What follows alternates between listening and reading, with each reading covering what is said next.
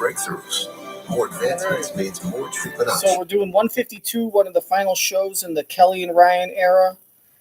And this is just a show that is comprised of 3 different shows or 4 different shows in the past, and they basically just took those 4 shows, 3 different interviews, and plucked one, and then spun it into one ball. And this show is basically just a combination of or a culmination of past shows. So this is, even though it says live, it's not live. It is a repeat show, or it says new.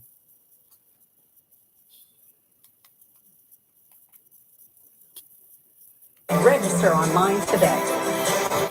See here how it says new? Come on, you stupid fuckhead. It says new. It's not new. It's a repeat. Harrison, Madelyn, and Anthony are all from 3 separate episodes, and they just took those 3 interviews and smushed them together to fill in the slot because Ryan has been wrapped. He's done, but they still have a week before Kelly and Mark starts. So this is episode 152, which is just a combination from like clips from episode 137, 122, and 150, or 141, or 106. 106, Park. Sounds so stupid. I know.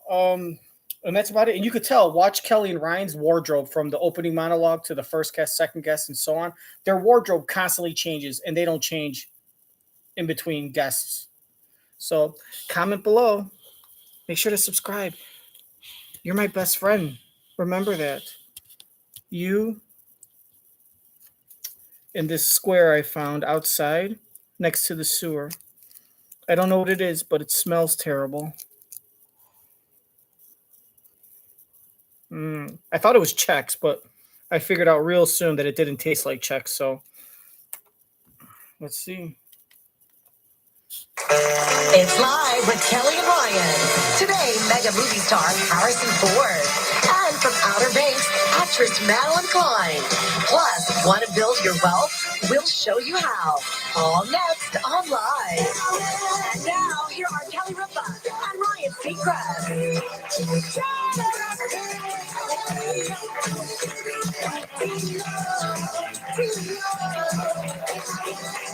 It's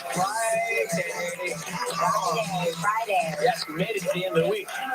Friday, April 7th, 2023. It is Good Friday today. Mm-hmm. What should we start with on this Good Friday, Cum? I don't Not know. Good You want to Friday. talk about a National No Housework Day or biggest stresses? Stresses. Okay. Let's start the show with Dealer's stress. choice. Dealer's choice. Yeah. Okay. What do we got? These are the 10 biggest stresses of daily life revealed for the first time ever. So put down your phones and listen. Number 1, a leaking roof. The roof thing, in some parts of the country, like in Southern California, you don't know you have a leak until the big rains come. So it could be a long time. All of a sudden, you realize you have 30 leaks. Mm-hmm. Stressful. Okay, number 2, being late for work. Yes, I have been late for work. Well, I've not been late for work, but I've been late waking up, which And then it rushes the whole routine. ruins my day. Yeah, it rushes the routine. Mm-hmm. 3, drivers who cut in front of you. Public transportation running late. Because you can't control it, not your fault, but it does impact your job. Thanks for the clarification there and the explanation, Ryan. Makes me wonder why you didn't want to stay forever. How much the country needs you to mansplain to them what Kelly's reading off of a piece of paper. Number 1, realizing you're out of toilet paper while you have a shitty ass and you're sitting on a toilet and having to pull them up and go walk with stank ass to the nearest pharmacy or liquor store or bodega and pay like $3 for one big ass roll of super thin 1-ply toilet paper that belongs at a public train station.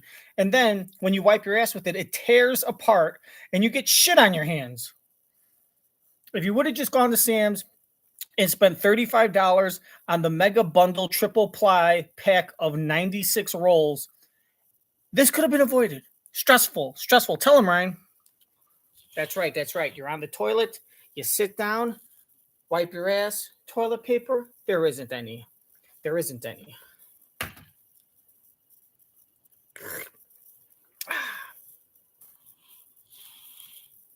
Hectic. I don't actually use toilet paper. I use organic towels that I've sewn with my own hands. Come on, fuck. Front of you.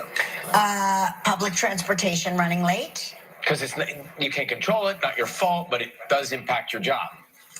Listen to this one. Those are the biggest stresses. People messing up the house when you've just tidied. Like, who are these people? Don't invite them over. I was like, what? I mean, that's Like family? just life. I have that great hand-me-down grilling apron that says who invited all these tacky people. Oh, that's so maybe it's your guests that are messing up is the house. funny. Just don't invite them. Losing house keys. That is stressful. I have lost wallets, house keys, sunglasses. Somebody, the famous somebody always takes my glasses. Unexpected visitors knocking at the door. This must be an old survey. That's literally, that was my mother's biggest stress. And she never let us answer the door. We had to hit the deck, hide, and then drop, and roll. Stop, drop, Army and roll. crawl Around the corner to They're gonna look, see you in the window? peer out the window to see if they were gone. What was she in fear of? Sales, right? Remember their salespeople would come to the door? They're selling makeup and selling For me, I'm more ways of life. Hit the problem head on. You open the door, say, thank you so much, I'm not interested. My mom had trouble with that, so we all had to get down and remain silent. Is it safe now to just pop up, Mom? No, down.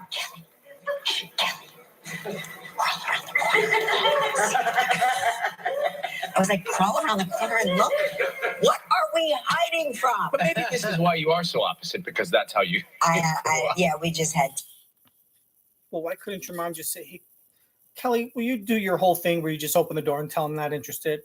I mean, was she afraid that, if you open the door for a split second, say, hi, have a nice day, no thank you, bye-bye, that he'd yank you, that it might be someone that's enough time to be yanked and thrown into a big dark van?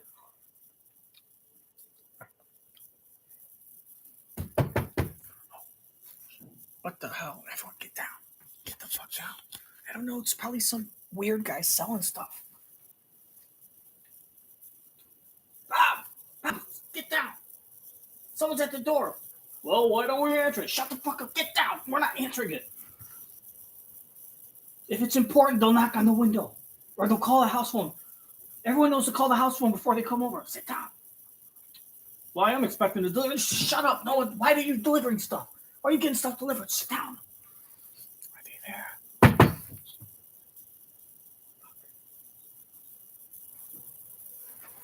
They're gone. There's gone. And there's fucking snow on the ground. We just went from fucking 80 degrees 2 days ago to now it was 37 last night, and now there's snow on the ground. Oh. Fucking shit. I don't mind. Put it in the comment section. If you had someone knock on the door or ring the doorbell that you don't know, are you comfortable just going to the door, opening and being like, hi, I'm sorry, we're not interested? Or do you feel like you're the type that you would just easily, you're too nice, you'd sit there for 10 minutes and let them talk and finish their spiel and their pitch? So you just pretend you're not home? Put it in the comment section. I'd like to know.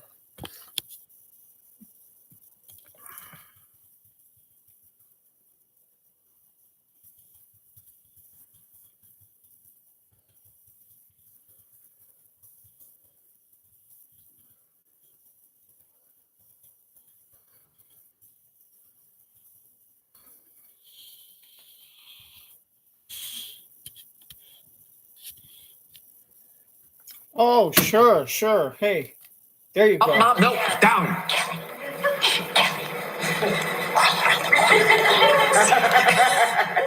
I was like, crawl around the corner and look. What are we hiding from? But maybe this is why you are so opposite, because that's how you. We just had different. Hey, number 8, traffic jams. Traffic jams can be very troubling. I'm at peace with them.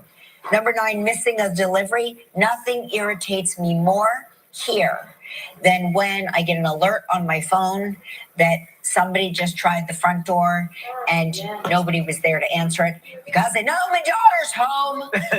Or she didn't get the package, so. Because she's like my mother. If the doorbell rings, she's like, I'm not answering that. I'm under the couch. And then number 10, Finding dishes left in the sink. I mean, of all the stresses of life, you do make a good point. Those are little stresses we These can all don't work sound through. like stresses. These Right? sound like things that irritate. These are irritations. Has anyone in your life ever been irritated about, say, food in a hospital? Just curious. You don't name names, but I will say that I like to call my mother one of the great hospital food critics. I'm telling you, there's a show. The guide of hospitals. That is at least a streamer. That's a concept. Well, so I guess hospitals have heard that you're in the hospital and maybe you want to enjoy a decent meal or a pretty good meal, and the meals aren't living up to those expectations. So some hospitals are getting rid of the frozen foods and stepping it up to a little gourmet plating. Yeah, they're going from barely edible to gourmet in the culinary department. Just take a look at these images. This is hospital food. Wow. I don't know what it is. I'm not sure what hospital that is, but I can tell you from my recent visits to hospitals, I haven't Nothing's been seen plated that. quite I like haven't that? seen that lately. Yeah, and how much extra is it for that dining package? Like that's hospital food, but that's like for a surcharge of like $19.99 per night, right? Or whose dick you gotta suck?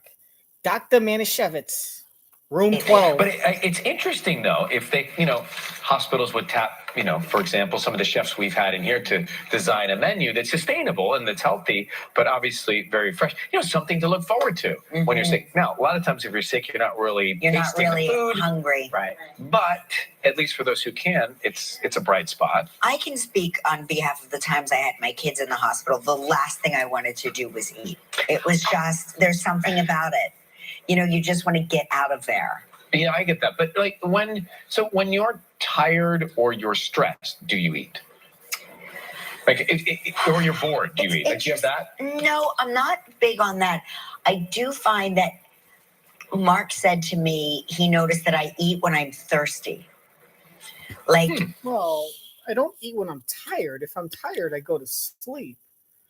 It's not like, oh man, what a day. Or not even like tired, like, hey, I need to go to sleep. But if it's like, oh, I'm tired, and what a day, I'm just going to sit here and then just like eat food. No, I usually will just watch TV and relax if I'm tired like that.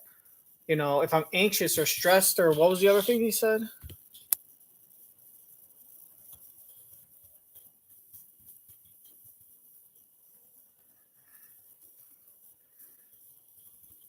At least for those who can, it's a bright spot. I can speak on behalf of the times I had my kids in the hospital. The last thing I wanted to do was eat. It was just, there's something about it. You just want to get out of there.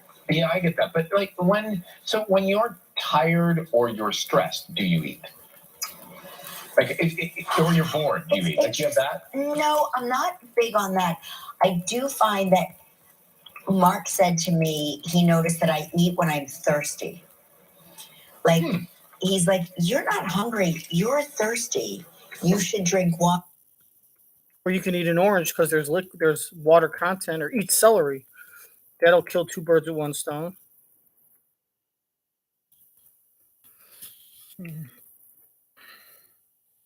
But obviously very fresh. Something to look forward to when you're sick. Now, a lot of times if you're sick, you're not really tasting the food. Hungry. Right. But at least for those who can, it's a bright spot.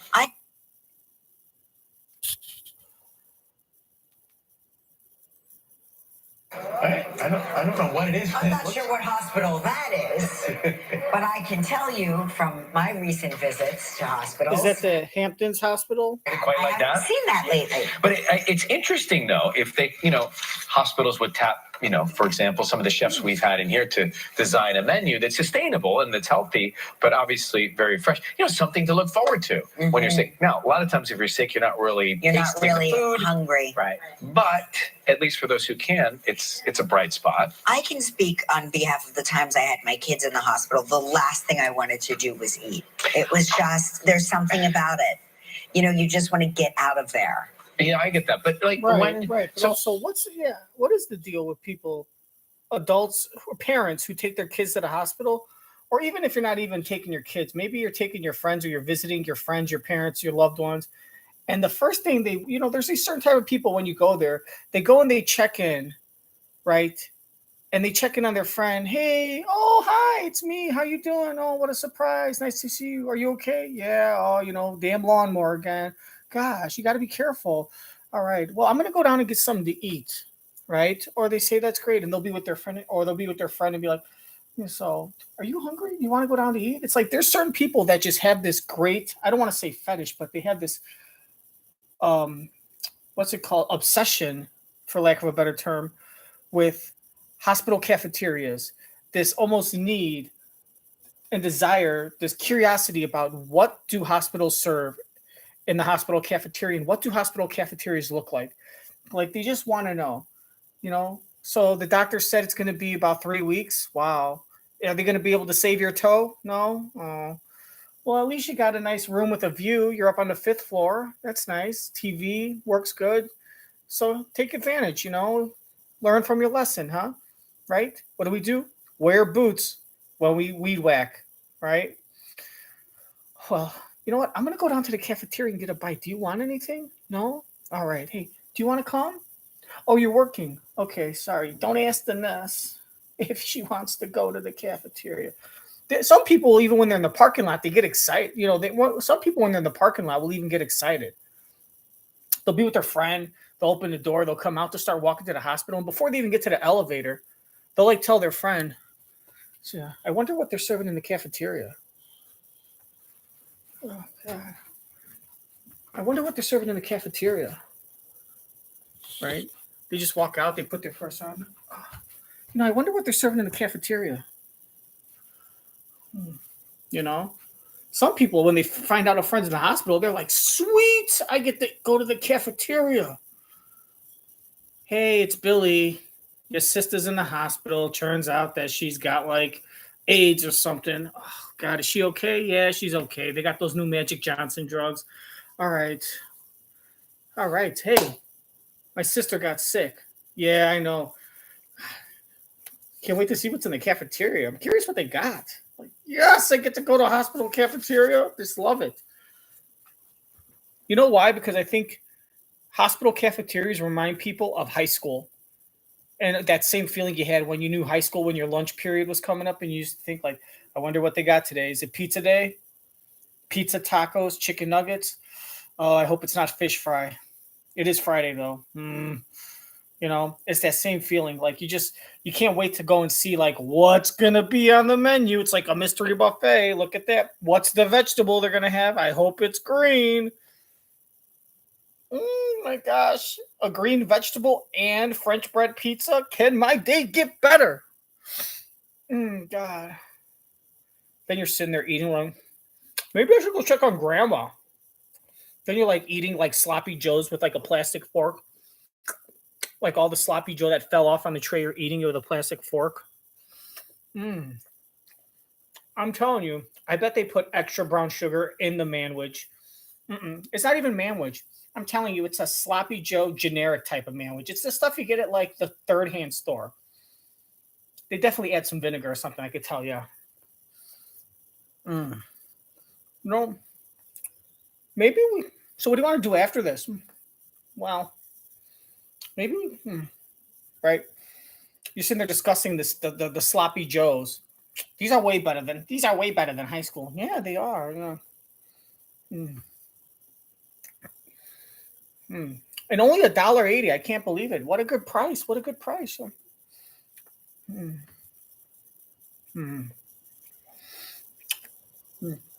should we do after this? Do you want to visit grandma? I think we should. So what do you want to do after this? Do you think we should visit grandma? I think so. Possibly. Do you think we should visit grandma? We should. Are the elevators broken? No. Damn.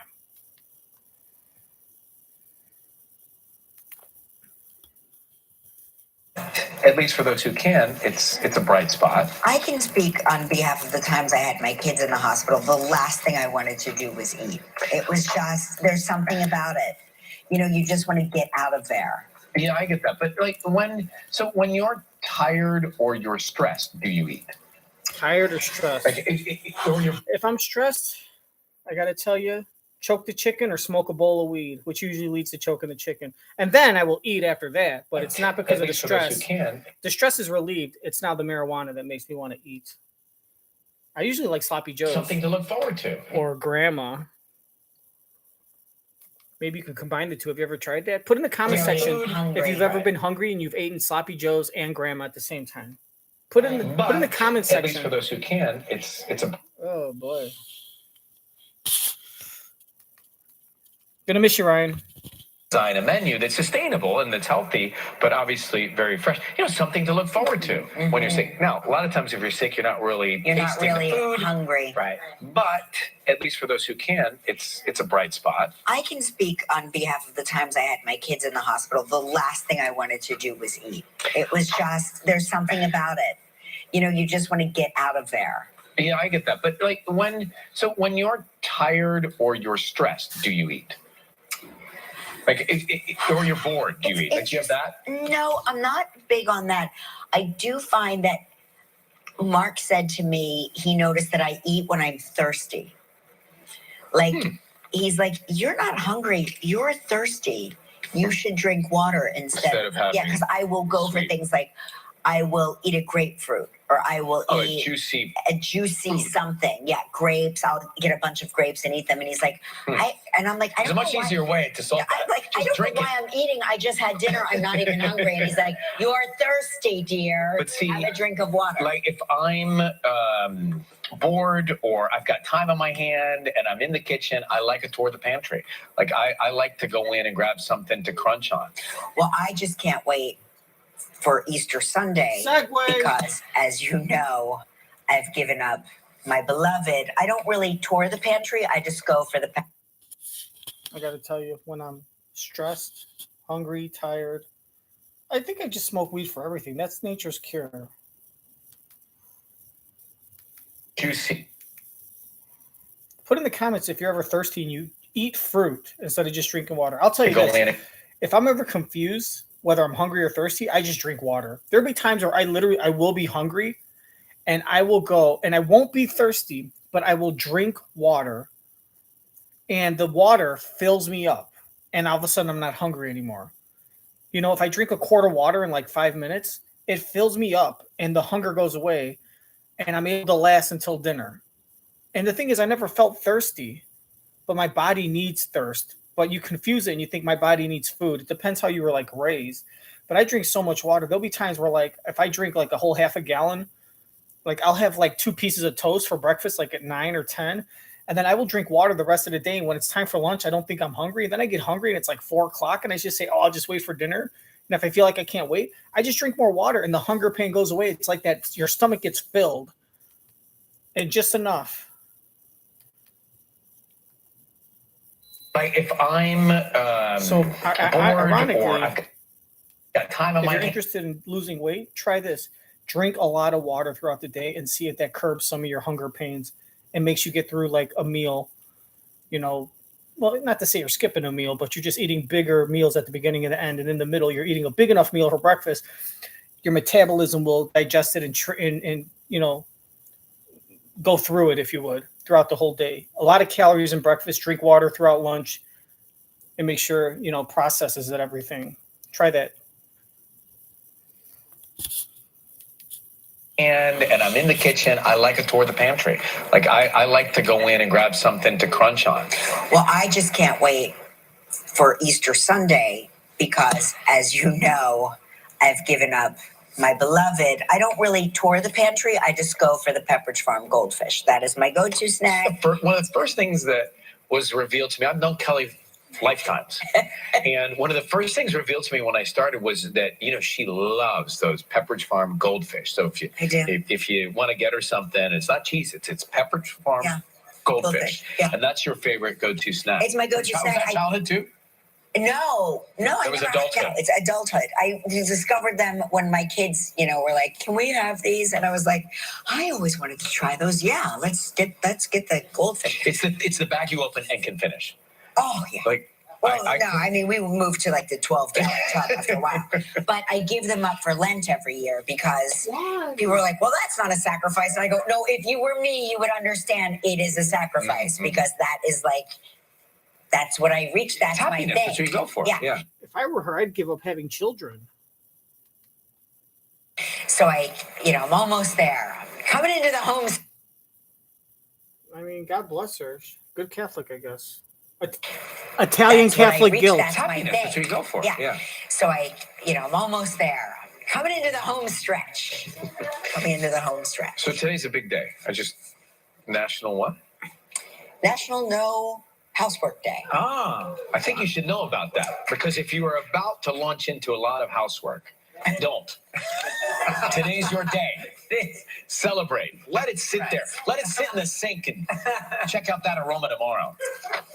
Yeah, it's funny. It's I live with people that celebrate this holiday every single day. It's a floating holiday, isn't it? Depends on where you are and who you are. Whatever you want. It's like when you ask kids in the mountains, so do you go to ski PE? And they're like, yes, I live in a mountain town. We ski every day. We celebrate the 12 days of No Housework Day. Yeah. Well, as a kid, my chore was outdoor housework. So it was yards and car, like to wash the car, Dad's car. Yeah. Wash Dad's Peugeot 505 STI. Why did I do a good job? Because I knew one day that was going to be the hand-me-down. That's right. Oh, wow. I knew. So I'm not saying I had an agenda, but I had an agenda. Yeah, there was nothing worse than having to wash my grandfather's, which then became our car, Cadillac, Barome. Oh, did it have the Delegons? It's like the longest. Huge, yeah. It's a gigantic. I think it's like 1 inch shorter than a stretch limo, but it's a 4-seater car. Did it have the hub wheel in the mold of the trunk? No, I Remember think those? that's a Lincoln Continental. Oh, that was so cool. But we would have to, especially if we were punished, we would have to weed my dad's vegetable garden, which was scary to us because we didn't like worms. Right. And we would have to wash the car and then, detail the car. The detail was the laborious part. No, it was like an hours-long job. It was hours long because it's such a giant car. It's the stretch version. And we were not big people, my sister. We still are not big people. No, but we were especially like when we were before puberty. You had to see us. We were fun size. Package size. All right, got a great show for you today. Coming up, Harrison Ford is here. And from Outer Banks, Madelyn Cline is also here. And Anthony O'Neill will give us tips on how to build true wealth and leave a legacy. It's time for Lives Grow for Spring Trivia.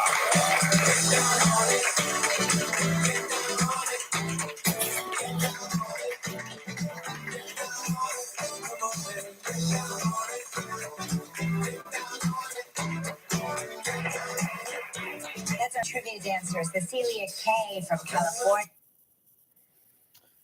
I didn't have any chores. I had to massage my grandma's feet, and I had to massage my neighbor's feet. Anthony O'Neill will give us tips on how to build true wealth. What's ironic is that you say it took like an hour to detail a car. Nowadays, think about it. That's someone else's car, and it's something you don't want to do. I bet nowadays, if it was your car that you bought with your own money and you love the car, that hour would go by like that because you're enjoying it. It seemed like, oh, God, it took an hour. Now, come on, man. You get a radio, you play your favorite songs, maybe you smoke a little Sheba, have a couple bottles of wine, and you sit there, you open the wine, you drink the wine, you light a joint, you get an ashtray, you start detailing it. Might even take an hour and a half because you're taking breaks. Detailing a car sucks when you have people telling you what to do and how to do it. When you're doing your own car your way, you'll take 2 hours. You're like, you spend all day. Hey, what'd you do all day? Man, I spent all day detailing my car. Oh, what'd you do all afternoon? Detail my car? Twice. It's great. Keeps me away from the kids and the wife. And I get a good farmer's tan. Let's dance.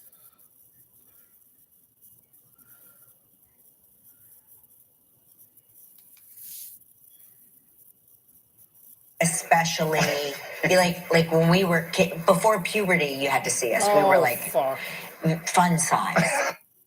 Fuck shit. Helpful for other people to approach aging and just in general living creatively, vibrantly, and joyously. Now, the man whose voice continues to inspire so many is back in a new book, The Wisdom of Maury, edited by Sorry. When we were before puberty, you had to see us. We were.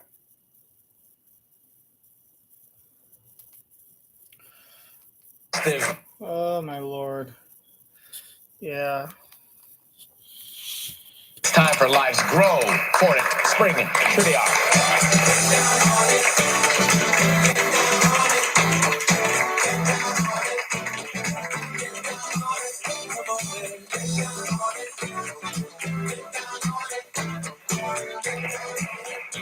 That's our trivia dancer, Cecilia K from California. Festive scene there. Thank you for sending that in. Let's say hello to Lori Mercer from Paramus, New Jersey. Paramus fans here? Home of the Paramus Mall. Watching us on WABC, the flagship station here in New York. Lori, how are you this morning? Good morning, Kelly and Ryan. I'm fantastic. How are you guys today? Lori, you look familiar to me. Have we met? No, we haven't met. Do you have far- one of those did, but faces? no. Do people say you have one of those faces? Sometimes, yeah. I have lots of siblings, so we kind of look alike. Maybe they're seeing my siblings, but How not far is me. Paramus from your neck of the woods? You mean South Jersey? Mhm. It's like 2 hours away. Oh, so it's like a whole different world. Yeah, All it's close to here. Right. It's close to here in New York. Okay. Well, listen, now that I got the geography. Okay. So Kelly grew up kind of a little into Jersey, Paramus. We met? No, we haven't met. How Do you have far- one I of those did, but faces? no. Do people say you have one of those faces? Sometimes, yeah. I have lots of siblings, so we kind of look alike. Maybe they're seeing my siblings, but How not far is me. Paramus from your neck of the woods? You mean South Jersey? Mhm. It's like 2 hours away. Oh, so it's like a whole different world. Yeah, All it's close to here. Right. It's close to here in New York. Closer to New York. Kelly Well, was listen, closer to Now Philly. that I got the geography down, you've given us Right. two statements, Lori. One is true, one is false. If you stump us, take a look. That is the Limited edition. coveted, anyway, big version of the mug. Here's the first one. The family car was stuck in a blizzard the night I was born. Oh. Or I was born in a different decade than expected. Oh. Okay, so clearly like a winter baby, right? Very good. Could have been Right. a New Year's Eve sitch, right? Mm-hmm. I'm trying to guess the age, but I can't tell because this. So how many days after predicted birth date were you born? I was born 8 days earlier than expected. 8 days. Oh. Okay, so you were supposed to be born on like the 25th or 26th, like around Christmas, and you were born on like January 4th, or you were supposed to be born December 29th, and you were born like January, 5th, 6th, right? Or you were supposed to be born January, like Christmas Eve, and you were born January 1st or 2nd, or January 1st, okay.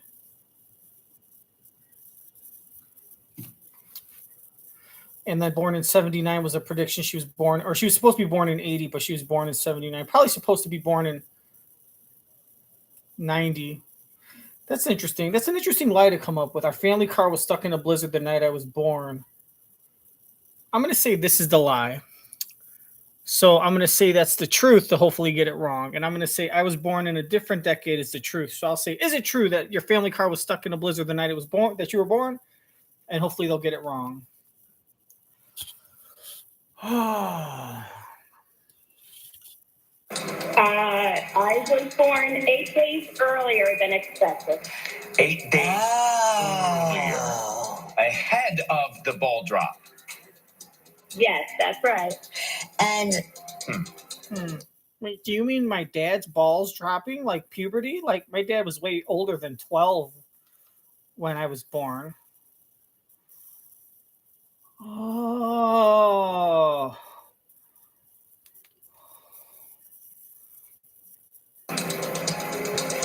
I'm trying to guess. Is she scratching her titties?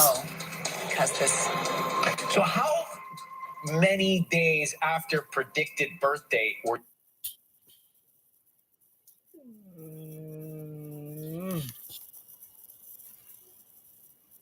Coveted, anyway, big version of the mug. Here's the first one. The family car was stuck in a blizzard the night I was born. Or I was born in a different decade than expected. Oh, okay. So clearly, like a winter baby, right? Very good. Could have been a New Year's Eve sitch, right? Mm-hmm. I'm trying to guess the age, but I can't tell because this. So how many days after predicted birth date were you born? I was born 8 days earlier than expected. 8 days Oh. ahead of the ball drop. Yes, that's right. And what year was the big blizzard that your car was stuck in? In 1959, I was born on Christmas Eve, same as Ryan, but I wasn't due until February of 1960. Okay, now here comes the blizzard. It's the night of your birth. How long were you stuck? Well, we weren't stuck. No. We weren't driving. As far as the story goes, we weren't driving and there was a blizzard. We were stuck on the road. The family car was stuck in its parking spot with the blizzard. So we couldn't get out. So we had to go take a cab. My mom had to go take a cab. I say we because I was in the womb. Yeah. Yes, that's right. And what year was the big blizzard that your car was stuck in? In 1959, I was born on Christmas Eve, same as Ryan, but I wasn't due until February of 1960. Okay, now here comes the blizzard. It's Wait the a night minute, of your. though. She said she wasn't supposed to be due until February, but she was born on Christmas Eve. She just said earlier that she was born, that the difference was 8 days before the day she was born in her expectancy. So she messed up. Let's confirm this. I'm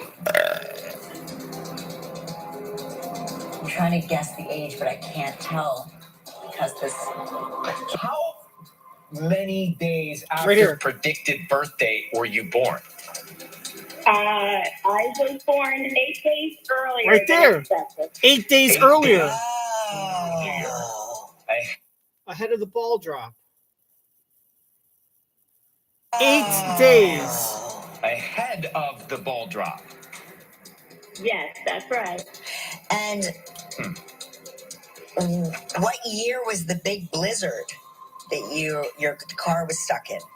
In 1959, I was born on Christmas Eve, same as Ryan, but I wasn't due until February of 1960.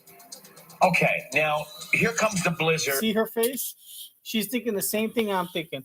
Especially it's that Italian thing. Plus also now the whole my cousin Vinny thing. Plus you're a lawyer like I'm a lawyer. So now here's what we need to determine. Did she just genuinely slip up and say that I was born, that the gap between my expectancy and the day I was actually born is 8 days? And then she said, oh, but I was born on the 24th of December and I wasn't supposed to be born until February. Well, obviously that's a lot more than 8 days. So did she slip up and the February is a lie? Or her birthday of being December 24th is a lie? Or is she intentionally lying to throw you off and hope that you pick up on that and you say, oh, wait a minute, 8 days, Christmas Eve to February, that doesn't match? That's the lie. Right? And then if that's the lie, then they're going to say, well, I was born in a different decade than expected is a lie because your dates don't match. And then she'll say, yes, it is a lie. And then she'll say, nope, that's the truth. And then she fools you. And she's like, haha, you took the bait. And she purposely said that so you'll guess that. And then she'll, right? And then she'll win.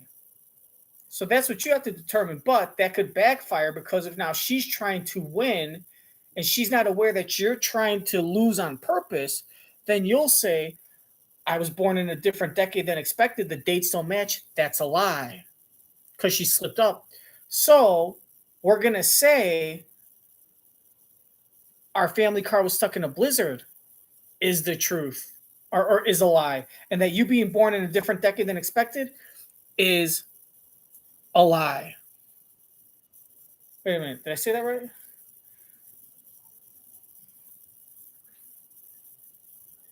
No. You're going to say the family car being stuck is a lie. And you're going to say, is it true that you were born in a different decade than expected? Knowing that it's not true because your dates didn't match, and then you'll get it wrong. She'll win and you'll win because you want to lose. So by losing, you win and she wins. And then you say, all right, we caught your slip up. I was born in a different decade than expected. That's the truth. And she goes, yeah, it is the truth. And then she goes, yeah, it is the truth. And it's like, well, wait, right? And she's going to go, oh, you're wrong. I win. But instead, you're going to say, I was born in a different decade than expected is the truth, knowing it's a lie, so you'll win. But she's trying to trick you, and she doesn't know you're trying to lose on purpose. So when you say, is it true that you were born in a different decade? She's going to be like, yes. And you're like, well, what do you mean, yes? What? Gelman?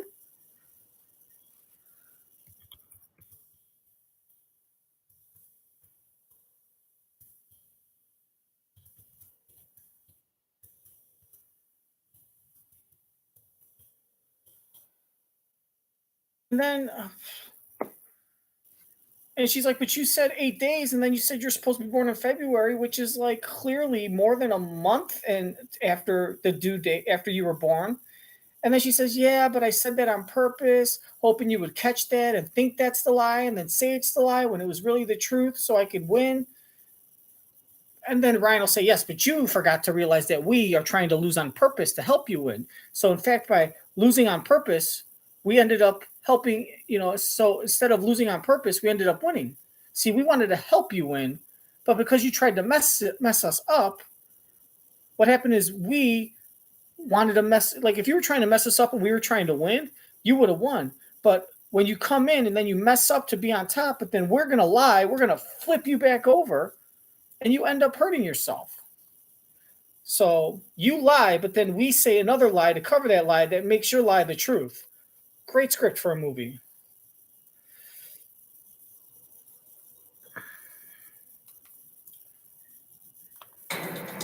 Yes, that's right. And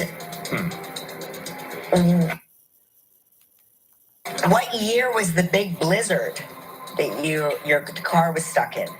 In 1959, I was born on Christmas Eve, same as Ryan, but I wasn't due until February. Let's of find out. 1960. All right. Okay. I'm going to say that she slipped up, that she got caught up and she told that the February is the truth. She was supposed to be born in February.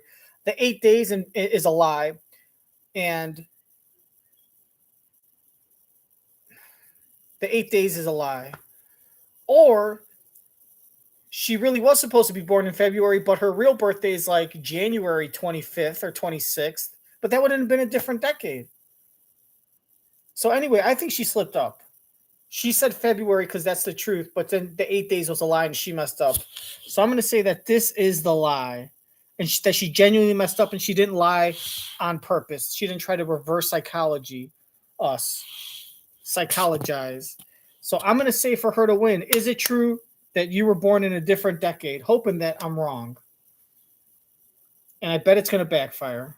Let's see what Kelly does. Now, here comes the blizzard. It's the night of your birth. How long were you stuck? Were you stuck in the blizzard? Yes, so what happened was my mom went into labor on Christmas Eve.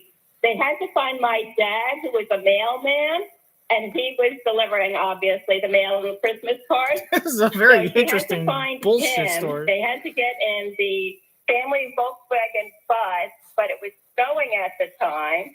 And by the time they started going to the hospital, it was snowing hard. We had to wait for the plows to go through and made it just in the nick of time. We're out of time. What do you think? Don't know. They both sound right. They both sound Did you accurate. lie about being born on Christmas Eve?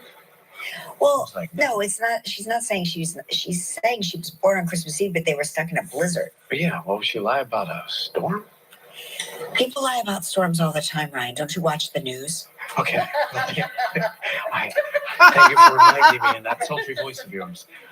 All right. Well, listen, we have no idea. We're gonna go for this to try and win you the mug. Yeah, we don't know. You're a very convincing liar. So, Atta girl, Jersey. yeah, well done.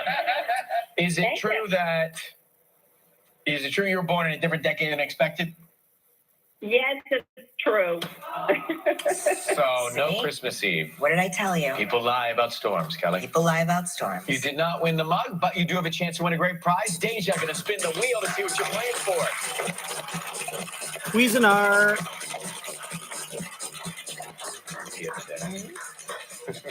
In the kitchen.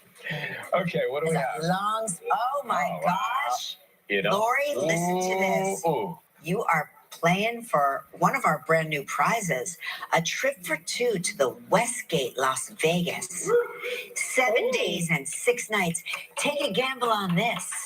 It includes a $300 dining credit per day. Wow. 2 spa treatments at surprise valued at $5,200. You have 20 seconds and only one guess. Good luck, Lori. Thank you. Lori Mercer, we have had Marlon Wayans on the show. In what city did Marlon say he filmed the latest comedy special of his? 20 seconds, one guess. Baltimore. Atlanta. You got it. Congratulations. Vegas. Congratulations! You and a guest will enjoy 7 days and 6 nights at Westgate, Las Vegas. Experience all the excitement that Las Vegas has to offer. Located next to the world-famous Las Vegas Strip, guests will enjoy luxury suite accommodations, world-class dining options, including the #1 rated Edge Steakhouse, rejuvenating spa treatment, tickets to experience iconic performers like Barry Manilow, and more. Your prize is valued at approximately $5,200. She asked me about my golf lessons. She There's saw that Brian's photo. in that promo golfing. Yeah, I'm in there. I'm looking for my pro-am steps. All right, listen, congratulations. You're going to have a great time. Thank you, Lori, so much for watching us. You have a good day, okay? Thank you. I'll miss you, Ryan, from the show. Harrison Ford, right after this break. Still ahead on Live from Outer Banks, Madelyn Cline. We'll give you tips on how to build true wealth and leave a legacy. And coming up next, Harrison Ford.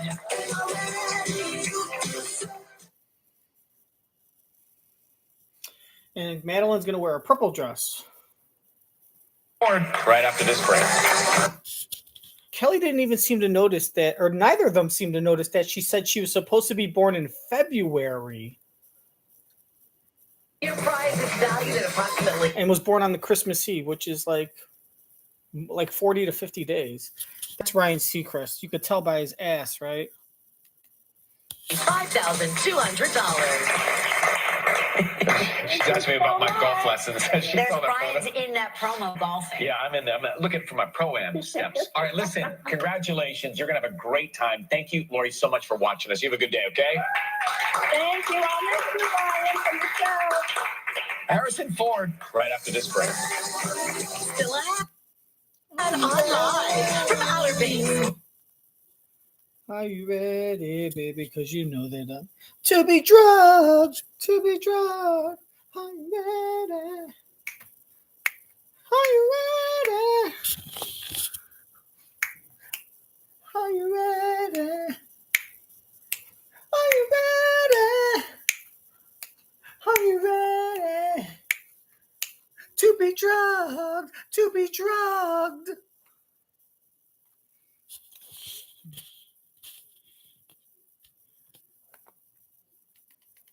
Madelyn.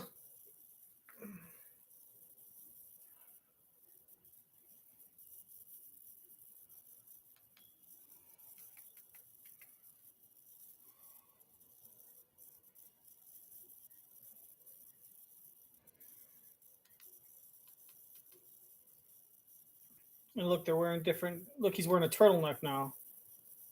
For a limited time. Trust ABC Plumbing, Sewer, Heating, Cooling, and Electric, and consider it done. Don't trust him. The man, the myth, the legend, Harrison Ford.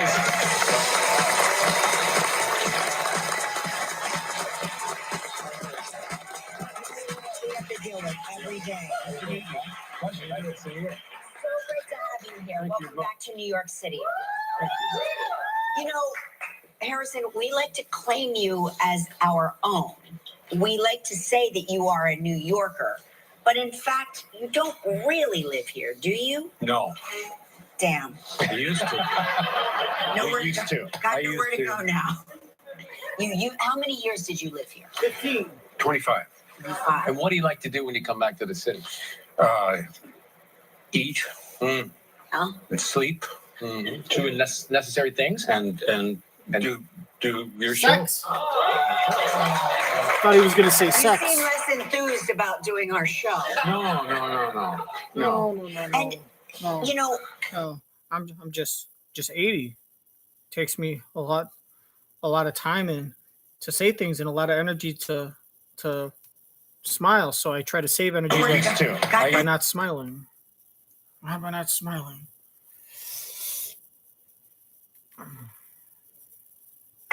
Harrison, we like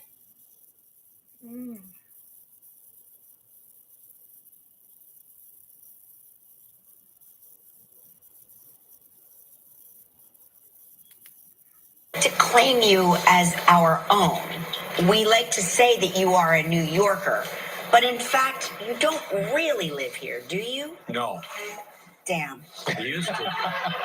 Nowhere used to. Got nowhere to go now. How many years did you live here? 25. 25. And what do you like to do when you come back to the city? Eat. Huh? And sleep. Do Have lots of sex, necessary things and do jerk off, masturbate. your show. You seem less enthused. Do necessary things and do sex. Do sex. Damn it. Not a criminal. How many years did you live here? 25. 25. And what do you like to do when you come back to the city? Eat. Huh? And sleep. Do necessary things and do your show. Oh, come on. Boo. Boo. How many years did you live here? 25. 25. And what do you like to do when you come? So basically, when he comes to New York, when you come to New York, you like to go to nice restaurants and then you just go back to your hotel or wherever you're staying and you sleep. So you just like the food. But in fact, You don't walk in the park. You don't want to go sightseeing. You don't want to go on a boat or anything. Just go get some food. Early bird special and be in bed by 8 o'clock. Welcome back to New York City. You know, Harrison, we like to claim you as our own. We like to say that you are a New Yorker, but in fact, you don't really live here, do you? No. Damn. I used to. Nowhere used to. Got nowhere to go now. How many years did you live here? 25. 25. And what do you like to do when you come back to the city? Eat. Huh? And sleep. Do necessary things and do Sex while watching your show. You seem less enthused about doing our show. No. I just miss Regis. And, your wife. I just miss Regis and Kathy Lee. Whenever I would come on their show, we used to do a whole bag of blow, and I would get what I would call a 39, what I would call a 99. It's a 69, and then Regis would kind of shape his body in a way where he'd be doing mysterious stuff with my butt and my balls, while Kathy Lee was blowing me and sitting on my face. And Regis, Kathy, and I would regularly do the show and then go to Max's Deli and get a pound of corned beef and eat it off of each other's naked bodies at the plaza. There used to be a girl at the Waldorf that would let us in, but she got fired for, I think she was Mexican or something. You seem less enthused about doing our show. No. And, your wife, Callista Flockhart, a brilliant actress, a Jersey girl, Did you ever? He rolled his eyes. No, but it's No. special. You got to know. Oh, I know. I see. You have to know. Yeah. Do you ever think about working together? Yeah. And will you work together? Yeah. What would you do Any together? announcements you want to make? What would make the bed? Make the bed. One on each side. Tuck it in. So. After you unmake it, I'm assuming. Yeah. Yeah. But in fact, you would do a project together if it were the right thing. Yeah. I don't think we haven't seen something that came along when we were both free. And Callista's working here right now. she is. Yeah. And so, can't you just jump on board that project? I mean, listen, let me tell you something. Yeah. Harrison Ford, you can do whatever you want to do. You entered before your intro, and people were powerless to stop you. Yeah. Well, she's doing.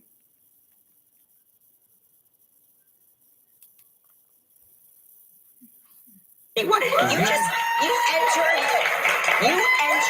before your intro, and people were powerless to stop you. Yeah.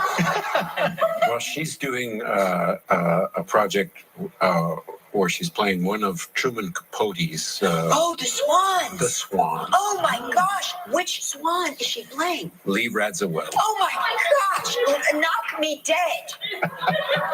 This is the most exciting thing. Well, we'll have Callista on to talk about it. I'm very distracted. Let's talk Indiana Jones. So this is going to be your fifth time playing Indiana Jones. Yes. Fifth time. And is this it? For me, This is it. Harrison, let me tell you The last something. one? You've told me that two Indiana Joneses. no.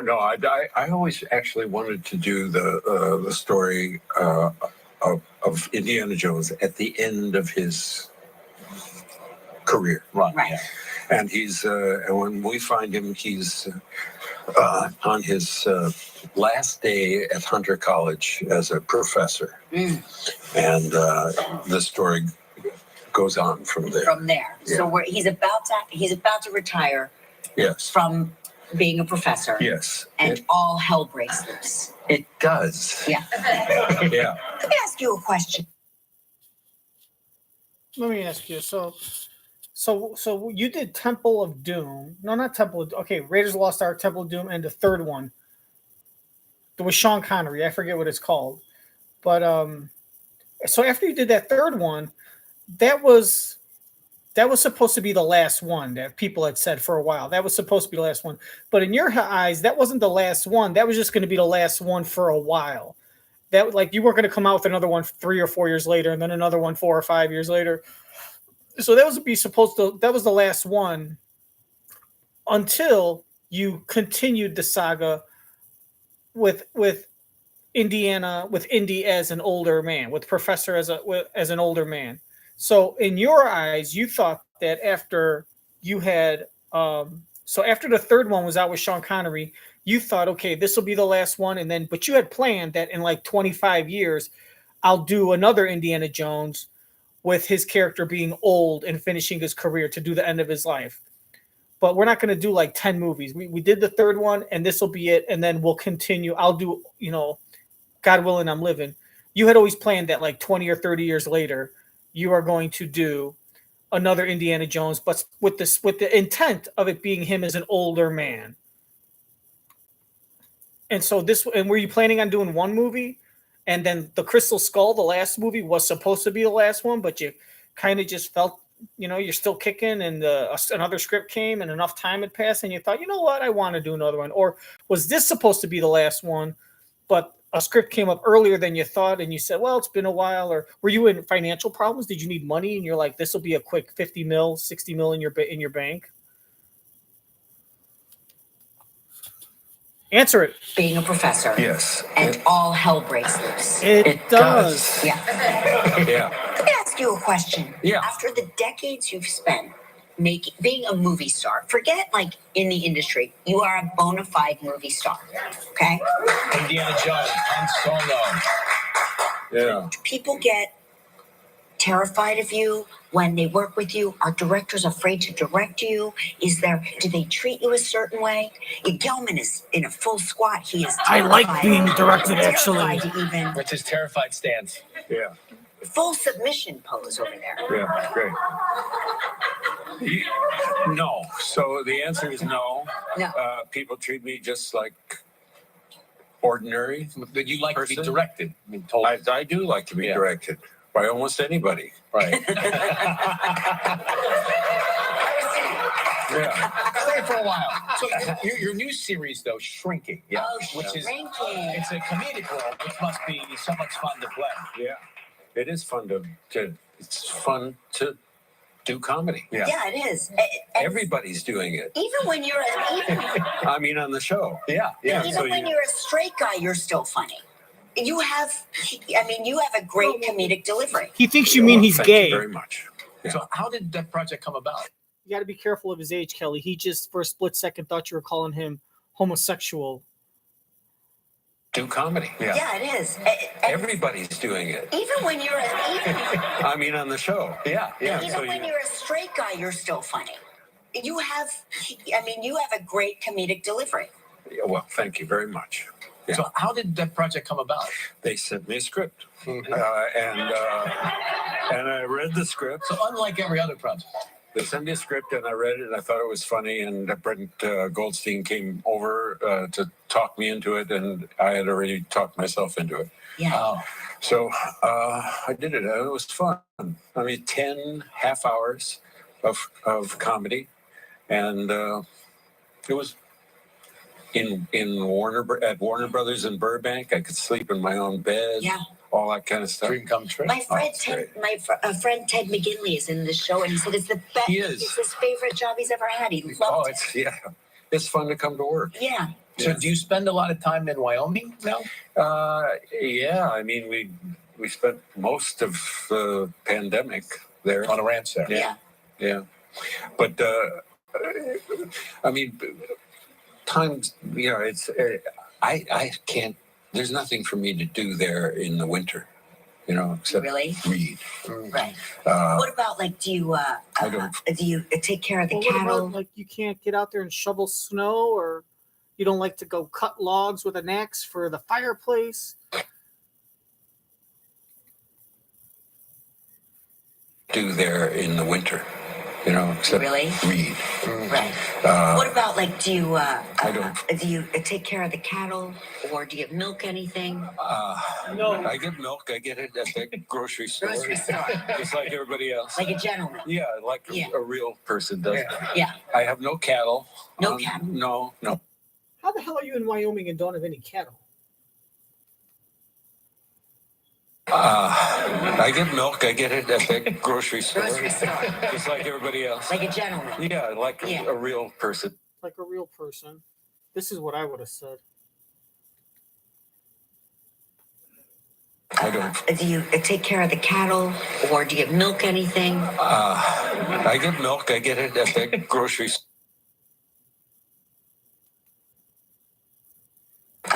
Do you take care of the cattle, or do you milk anything? I get milk. Oh, come on. God damn it. What about do you do you take care of the cattle, or do you milk anything? I get. Oh, God. You're killing me. Or do you milk anything? I get. I get insulted by you. What about do you take care of the cattle, or do you milk anything? How old do you think I am, Kelly? How old do you think I am, Kelly? I get milk. I get it at the grocery store, Grocery store. just like everybody else. Like a gentleman. Yeah, like Yeah. a real person does. Yeah. I have no cattle. No cattle. No. Horses? In the refrigerator, there's maybe some cattle. Do you ride horses there? I ride horses. My horse just passed away, unfortunately. Oh. Yeah, Oh no. yeah. 15 years I had. 15 years. Was it your first horse? Did you ride him a lot, or did you just brushing. At the grocery store. Grocery store. Just like everybody else. Like a gentleman. Yeah, like Yeah. a real person does. Yeah. I have no cattle. No cattle? No. Horses? In the refrigerator, there's maybe some. There's cattle in the refrigerator? But, I mean, times, it's, I can't, there's nothing for me to do there in the winter, except Really? read. Right. Uh, What about do you I don't. do you take care of the cattle, or do you milk anything? I get, How old do you think I am, Kelly? How old do you think I am? I don't take care of the. No, I don't take care of the cattle. I don't milk cows. I don't feed myself. I don't get my milk. I don't go out and get my own milk from my cows. No. milk, I get it at the grocery store. Grocery store. Just like everybody else. Like a gentleman. Yeah, like Yeah. a real person does. Yeah. I have no cattle.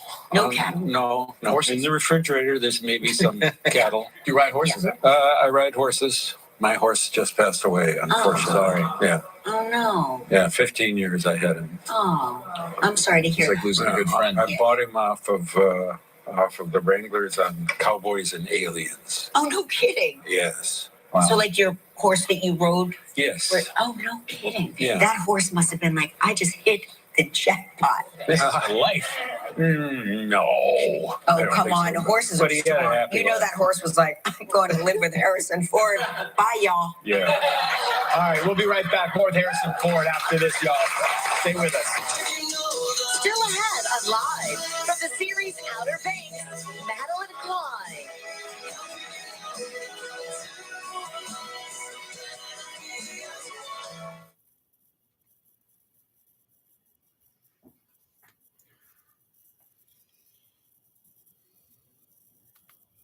Jesus. Yeah, I mean, Yeah, you can go to Outer Banks.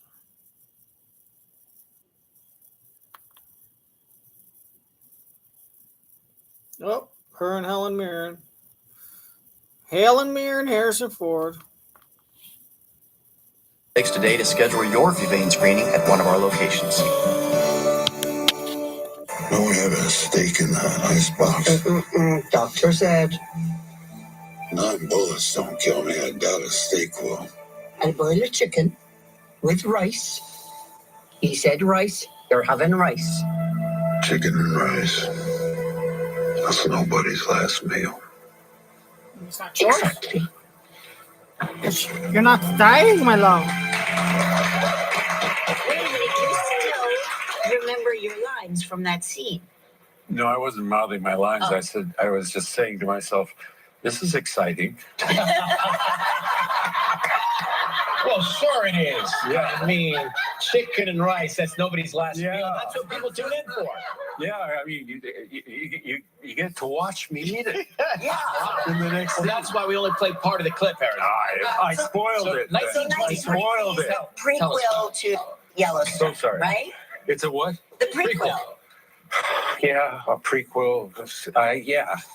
It's a prequel. It It's has a sequel and a prequel at the same time. okay, if you say so. Trust me, I've got the chalk points down Look, to a science. here, yeah. And I like that. This period of time that we're in, 1923, I'm reminded of it. In the title. Because it's a title. Yeah, right there. Yeah. It's fascinating period of time. There's we're riding down Main Street and sharing it with cars. Yeah. And it's a big change. Electricity's coming to Butte, Montana. People want refrigerators and stuff like that. Well, tell us about Jacob. Jacob wants the damn sheep herders off of his property, and because the sheep spoil the grass, they eat to the root, and there's a drought going on, and they have to move their cattle higher ground. There's a lot of pressure on Jacob Dutton, as there is throughout the show. I was looking at that vista where you shot that scene, and it's so magical and beautiful, and it seems like, outer worldly for city slickers. Yeah. But you must Blows have like snot up there. Yeah. It is horrifying. Oh, really? Like In the winter? cold. Really? Yeah. It's beautiful. Beautiful. But Beautiful. Really cold. It was cold, man. And how did you get this role? How did this role come about? Well, they sent me a script. And I read your it. line. Beautiful snot. That's not true. That's not true. Some beautiful snot. Nothing like beautiful snot as a recommendation to go to Butte, Montana. So how'd you get this role? Well, I'm Harrison Ford. They give me stuff.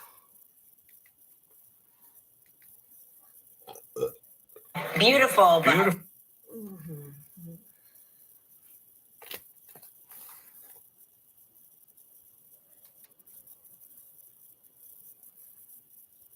No, I So didn't, you developed because I didn't bring my That's where the helicopter line to was school. drawn. I didn't bring my helicopter to school. But that's where you developed the character. But anyway, he told me about it, a little bit about it, and he said he didn't have.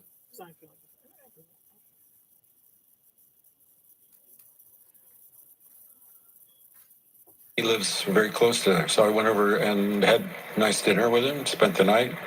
We talked. You stayed over. You had a You sleepover spent your with sleepover with Taylor Sheridan? Well, not with. Well, no. But You it's like, stayed over at his house. Yeah, yeah. that's Like how the movie stars do it. Yeah. I mean, we kick each other out of our homes Yeah. at the end of the night. Did you fly your own helicopter there to his property? No, I So didn't, you developed because I didn't bring my That's where the helicopter line to was school. drawn. I didn't bring my helicopter to school. But that's where you developed the character. But anyway, he told me about it, a little bit about it, and he said he didn't have a script yet because he likes. That's not true. They sent me a script after we had talked about the script. So the writer pitched the idea to me before a script was written. Points down Look, to a sign. here, yeah, and I like that. This period of time that we're in, 1923, I'm reminded of it with In the title. because it's a title. Yeah, right there. Yeah. It's a fascinating period of time. There's we're riding down Main Street and sharing it with cars. Yeah. And it's a big change. Electricity's coming to Butte, Montana. People want refrigerators and stuff like that. Well, tell us about Jacob. Jacob wants the damn sheep herders off of his property, and because the sheep spoil the grass, they eat to the root, and there's a drought going on, and they have to move their cattle higher ground. There's a lot of pressure on Jacob Dutton, as there is throughout the show. I was looking at that vista where you shot that scene, and Yeah, it's so magical and beautiful, and it seems like, outer worldly for city slickers. Yeah. But you must Blows have like snot up there. Yeah. It is horrifying. Oh, really? In Like the winter? cold. Really? Yeah. It's beautiful. beautiful. But Beautiful. Really but cold. It was cold, man. And how did you get this role? How did this role come about? Well, they sent me a script. And I read your it. line. So let me No, ask that's you a not question. true. If That's not true. That's not true. I just made that up. I couldn't help myself. They didn't have a script. My agent said this guy Taylor Sheridan wants to, thinking maybe he's got something for you. We talked, and then I can't. I was in Fort Worth for some helicopter recurrent training, and he lives very close to there. So I went over and had a nice dinner with him. Spent the night. We talked. You stayed over. You had a You spent sleepover? your sleepover with Taylor Sheridan? Well, not with. Well, no. But You it's like- stayed over at his house. Yeah. That's Like how the movie stars do it. Yeah. I mean, we kick each other out of our homes Yeah. at the end of the night. Did you fly your own helicopter there to his property? No. I So didn't, you developed because I didn't bring my That's where the helicopter line to was school. drawn. I didn't bring my helicopter to school. But that's where you developed the character. But anyway, he told me about it, a little bit about it, and he said he didn't have a script yet because he likes to know that he's not going to get turned down That's for so somebody that he wants to write for. And then he sits down and writes an amazing script. I thought, and it keeps coming. The guy is unlike anybody that I've ever worked with. This amazing energy and persistence, and You can see it's a very ambitious project. Yeah. Really, to shoot it, and we shoot in Africa. We shoot in, and we do shoot in Africa, not in Santa Clarita. Right. You know. Wow. So we really are working in the real places. We're doing the real work. We worked with 1,200 sheep and 800 head of cattle. Wow. It's cool. Any sheep or cattle that you've selected to live at the ranch when you're done with this project? Oh, you mean Grace? Grace. Oh no. I thought you'd heard something. No, I've made no promises. You've made no promises. No promises. Okay. All right, well, He wants no cattle at his Wyoming property. He's not a farmer. He just likes the privacy. He's not milking cows. He's not herding cattle. He's not killing chickens and boiling them. Great. Oh no. I thought you'd heard something. No, I've made no promises. You've made no promises. No promises. You know what? He has a secret cow named Grace. That's his pet cow, and he's probably holding it illegally. All right. Well, Per Wyoming law, you can only have cattle if you slaughter them and eat them, or milk them. But he goes to the store and he has sex with Grace, his cow. Puts a picture of Callista Flockhart's face on the cow, pulls down trowel, and goes downtown. Yeah, rap lyrics.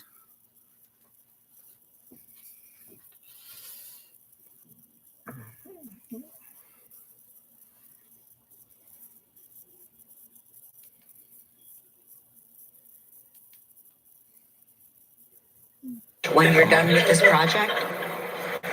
Oh, you mean Grace? Grace. Oh no. I thought you'd heard something. No, I've made no promises. You've made no promises. No promises. Okay. All right, well, The good news is what we now know is that for our Halloween show, which is coming up, we should send Harrison a script and he will select a role that he wants to play on our Halloween show. Isn't that right? All we need to do is send the script. I want to play his part. Yeah, we'll have a sleepover. you want to play Art's part? So that's the role to play We'll right have there. a sleepover. You can discuss it. That's the part. Dress up in a suit and you get paid lots of money to sit in a chair and watch people. You tell people what to do. I got an idea. This and this. Now do it. Make it happen. And then you do that. You do that. And I'll get all the money. Great.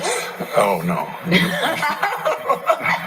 I thought you'd heard something. No, I've made no promises. You've made no promises. No promises. Okay. All right, well, The good news is what we now know is that for our Halloween show, which is coming up, we should send Harrison a script and he will select a role that he wants to play on our Halloween show. Isn't that right? I want his part. I want his part. Yeah, we'll have a sleepover. You want to play Art's part? So that's the role to play We'll right have there. a sleepover. You can discuss it. It'll be fun. We'll fly our choppers. Done and done. Monday on Live from Abbott Elementary, Janelle Chase.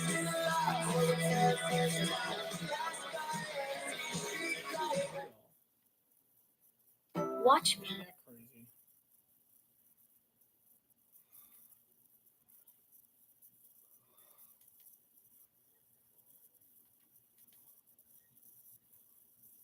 I wonder if I even can, but I'm going to try. That's the dude that was on Whose Line Is It Anyway? Ain't nobody knows me. Lobster on an airplane for an extra $500. For communities and help kids in need all over the world. I love that. I was still talking. We're going to change this truck into a mobile rec center.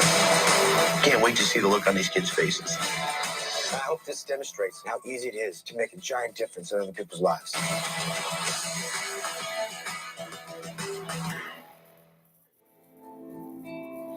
My love so deep we can't measure. Ain't nobody loves me better. Makes me happy. Makes me feel this way. Ain't nobody loves me better than you.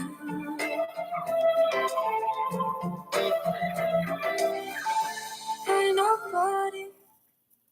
I have no money. I have no family anymore. I have nowhere to go because of you. And you used my baby sister as bait to get me here. I know. Sarah, I know everything I did, everything that happened. All of it. It's my fault. I know. And I don't know how I'm going to make up for it or if I even can, but I'm going to try. I'm going to do what I can. Good luck. That was our next guest in the hit Netflix drama Outer Banks, who you also know from her role as Whiskey in the Oscar-nominated film Glass Onion. Please welcome Madelyn Cline.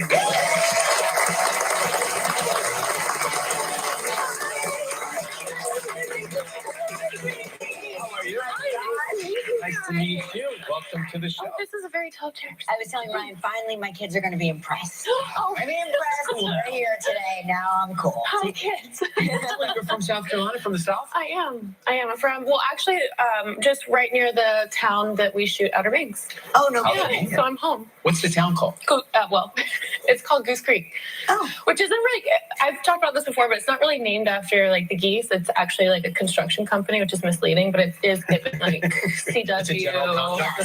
Young adult. It sounds like a spinoff. It does. Goose Creek. Goose Creek. Coming soon. This is how we do things in the Goose Creek. Oh, she messed it up. She messed it up.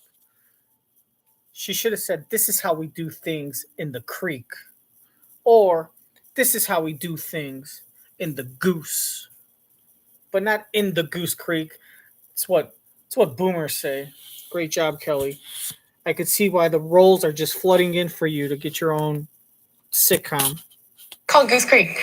Oh. Which isn't really, I've talked about this before, but it's not really named after like the geese. It's actually like a construction company, which is misleading, but it is giving like CW. Young adult. It sounds like a spinoff. It does. Goose Creek. Goose Creek. Coming soon. This is how we do things in Creek. And congratulations, an amazing year. You were also in the Oscar-nominated Glass Onion, which was fantastic. But Do you get to go? I'm available. Yeah. So, are you excited? Like the red carpet? How do you look at red carpets? Do you get excited for them? I get so nervous. I don't. For the red carpet. No, it's actually it's so overwhelming, and mostly like when I kind of black out, to be quite honest, and I don't know what to do with my hands. Well, it sounds like us. This is the thing, and we don't either. Okay, I'm glad to know. I mean, we're on the other We side. do things like this a lot. It's to hide the pit stain. I do this. We do I this. stand like- Yeah, he plays with his finger. And the thing is, it doesn't matter how many that you do, it just still is so uncomfy. Yeah. And I end up kind of like, I get so nervous and I look back at pictures and I'm so nervous, I'm actually gripping my leg. So I have like this death grip on my leg and my face is like, I'm mostly just trying not to look tipsy. Outer Banks season 3. It's a smash. Congratulations. For those who don't know about it or haven't seen it, what can you tell them? It is about 5 kids who are best friends 5 kids, yeah. And then they kind of follow this like breadcrumb trail of like clues that one of the kids, John B's dad, has left behind, and then it just leads them on this crazy wild goose chase. So it's like of Goonies. an adventure, and after this treasure. It's super popular with everyone, but particularly young adults. Mm-hmm. It's really tapped We into love that. it. Yes, we love it. Is there anything that you can share for our audience that like, what are you allowed to say about this season coming up? Quite literally nothing. Okay. And I've already accidentally spoiled some things. So, like, Tell us about the new series, Goose Creek. Okay, yes, Goose Creek. So we are stranded on an island. Yeah. We Everybody's don't. on an island. You can't get off. This Yes. is Outer Banks. Yes, this is Outer Banks, not Goose Creek. Yes, and We end up yes, stranded. yes. And we live with a very smart person who claims to be a professor that can make a telephone out of coconuts, but can't fix a hole in a boat. What did she mess up? What do you think was a spoiler? The fact that it was about pieces of like breadcrumbs that her father left. Are we not supposed to know it was her father? Super popular with. That's what I think it is. I think that it's supposed to be that they find clues, but they have no idea where the clues are coming from, and it turns out to be their father, and she already spoiled something. Everyone, but particularly young adults. It's really tapped We into love that. it. Yes, we love it. Right.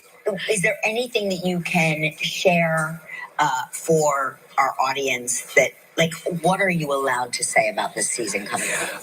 Quite literally nothing. Okay. And I've already accidentally spoiled some things. So, like, Tell us about the new series, Goose Creek. Okay, yes, Goose Creek. So.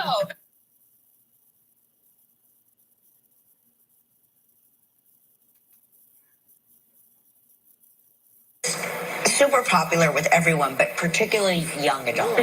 It's really tapped into We love that. it. Yes, we love it. Sorry, guys. I've got to say, you look beautiful. Oh, You look really, really gorgeous. she looks like she got some freaking plastic surgery on her face. That's why she was gone before when Ryan was having the guest host. She got like some. You could tell she got some. She tied her hair up. It's really tapped We into love that. it. Like she tied her hair. God damn it! She definitely tied her hair up, but she looks like she got some facial reconstruction. Maybe just Botox. Given like CW, young adult. It sounds like a spinoff. It does. Goose Creek. Goose Creek. Coming soon. This is how we do things In the Goose Creek. Right, understand. And congratulations, an amazing year. You were also in the Oscar-nominated Glass Onion, which was fantastic. But Do you get to go? I'm available. Yeah. So, are you excited? Like the red carpet? How do you look at red carpets? Do you get excited for them? I get so nervous. I don't. For the red carpet. No, it's actually so overwhelming, and mostly like, when I kind of black out, to be quite honest, and I don't know what to do with my hands. Well, sounds like us. This is the thing, and we don't either. Okay, I'm glad to know. I mean, we're on the other We side. do things like this a lot. It's the hide the pit stage. I think this. We do I this. stand like Yeah, he plays with his finger. And the thing is, it doesn't matter how many that you do, it just still is so uncomfy. Yeah. And I end up kind of like, I get so nervous and I look back at pictures and I'm so nervous, I'm actually gripping my leg. So I have like this death grip on my leg and my face is like, I'm mostly just trying not to look tipsy. Outer Banks season 3. It's a smash. Congratulations. Thank you. For those who don't know about it or haven't seen it, what can you tell them? It is about 5 kids who are best friends 5 kids, yeah. And then they kind of follow this like breadcrumb trail of like clues that one of the kids, John B's dad, has left behind, and then it just leads them on this crazy wild goose chase of an adventure and after this treasure. It's super popular with everyone, but particularly young adults. It's really tapped We into love that. it. Yes, we love it. Right. Is there anything that you can share for our audience that, like, what are you allowed to say about this season coming up? Quite literally nothing. Okay. And I've already accidentally spoiled some things. So like, Tell us about the new series, Goose Creek. Okay, yes, Goose Creek. So we are stranded on an island. Yeah. We Everybody's on an island. When she says that they found some clues that are left by John B's dad, I don't think we know that it's John B's dad. We find out later in the season that it's John B's dad and she spoiled it. Or either they don't know who left the clues and she spoiled it and told us it's John B's dad, or they know who left the clues. It's a guy named blah, blah, blah. And we find out the guy leaving the clues has been John B's biological father the whole time. And she just spoiled it. She's going to get killed off next season. I was like, just trying not to look tipsy. Outer Banks season 3. It's a smash. Congratulations. For those who don't know about it or haven't seen it, what can you tell them? It is about 5 kids who are best friends or 5 kids, yeah. And then they kind of follow this like breadcrumb trail of like clues that one of the kids, John B's dad, has left behind, and then it just leads them on this crazy wild goose chase of an adventure and after this treasure. It's super popular with everyone, but particularly young adults. Mm-hmm. It's really captivating. We love it. Yes, we love it. Right. Is there anything that you can share for our audience that, like, what are you allowed to say about this season coming up? Nothing. Quite literally nothing. Okay. And I've already accidentally spoiled some things. So Well, tell us about the new series, Goose Creek. Okay, yes, Goose Creek. So we are stranded on an island. Yeah. We Everybody's on an island. You can't get off. This is Outer Banks. Yes, this is Outer Banks, not Goose Creek. Right. In the middle, right. I mean, in the middle of the small creek, there's this little island. I mean, the island is only like 1/180th of an acre, right? It's just this little creek in the island. It's just this little patch of like grass and dirt in the middle of the creek, and everyone's stranded there. And they're like, "Can I jump?" Or like, "No. What if you get hurt?" Well, I mean, like they're just stranded, and there's one guy that is just constantly saying, and there's a guy on the little island. You're all sitting there like back to back, and there's one guy that like can make a telephone out of a coconut he found, but he can't figure out how deep the water is. And then there's another guy that is just sitting there. I'm telling you, the water's shallow enough. We could just step in the water and walk. It'll take us like 10 seconds. How big can an island really be if it's on a creek or in the middle of a creek? And they drink Grey Goose vodka and get wasted. Lots of babies in season 2. Okay, yes, Goose Creek. So we are stranded on an island. Yeah. Everybody's don't... on an island. You can't get off. This is Outer Banks. Yes, this is Outer Banks, not Goose Creek. We end up stranded on an island and with really no way out. But in classic Outer Banks fashion, we're never in one place for too long. And you're all sexy as can be, no matter what terrible thing happens. We're trying to get a season 4. Well, you're on your way. Congratulations on everything's happening for you. Thank you. We'll be right back. Want more live? See all your favorite moments or anything you might have missed by staying social with us. Follow us on Facebook, Instagram, Twitter, or subscribe to our YouTube channel. Next by Abbott Elementary's Janelle James, plus Reed Scott and Friday. You are family here. We love you, and I cheer you on endlessly. You're proud I made it through the winter. It's Ryan's farewell celebration. So who climbs ladders to clean their gutters? Dad, I keep telling you it's dangerous. Climbing ladders is too dangerous. Leaf filter puts an end to that. So how does it? So, well, it's easy. Climb a ladder and install leaf filter. First thing you need is a ladder. All right.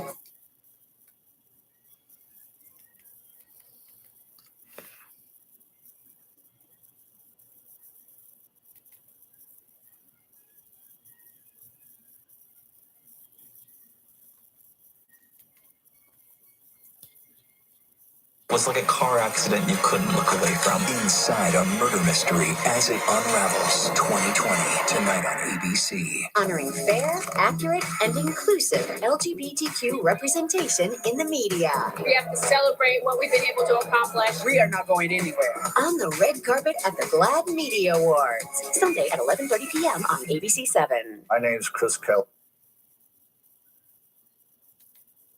Is that Demi Lovato? We are not going anywhere. On the red carpet. No, that's the girl from Abbott Elementary. Nice tits. Oh, she likes it. She likes those. If she didn't want to be complimented on her tits, she wouldn't be sticking her tits out.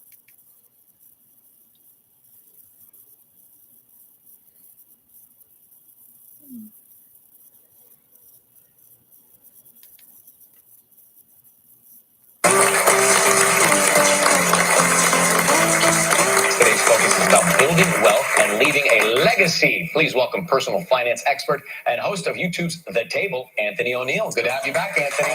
Kelly, Ryan, thanks for having me back on. I gotta say, Ryan, I like your pants, man. I mean, mine's are hot too, so I just want you to know you're style. He knows No. style. I'm just going to say that this looks like a man You're who's managing really well. managing his Hey, wealth listen, well. listen, I got to manage it well. Hopefully the future wife can see that. So Where do we start? Well, here's the very first thing is we got to think about our future. So I want to take care of our debts. We cannot go into the future with our past holding us back. So I want to look at all your finances and eliminate all your debt. How do you do that? How do you pay off your debt? Sounds easy enough when you say it, but people don't know where to begin. You know, it sounds easy, but it's really more so about intentionality, right? And so when I was getting out of my debt, about $35,000, I actually used the debt snowball method. This is when you line up all your debt from smallest to largest, no matter the interest, all right? Okay. So let's say you have a $5,000 credit card, $10,000 loan, and say $25,000 in a car.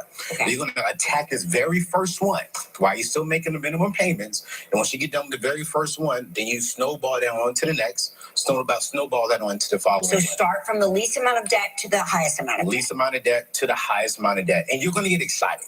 Okay. Really excited. So we snowball, we excited. What do we do with the money? I mean, once you do that, now that we've paid off everything, now we have actual, some funds. The next thing is you want to go ahead and set aside at least 3 months of your expenses. Then number 2, start investing into your retirement funds, your 401ks, your IRAs, your HSAs. And then the next thing is I would say is this: get a home. One of the greatest tools you can do when it comes to building wealth is home ownership. What about estate planning? How do we look at that? Oh, an estate planning is simply this. Now that we've eliminated our debt and now we own our stuff, now these are called assets. And we got to have a plan for our assets. And this is an estate plan. And so think about your cars, your houses, your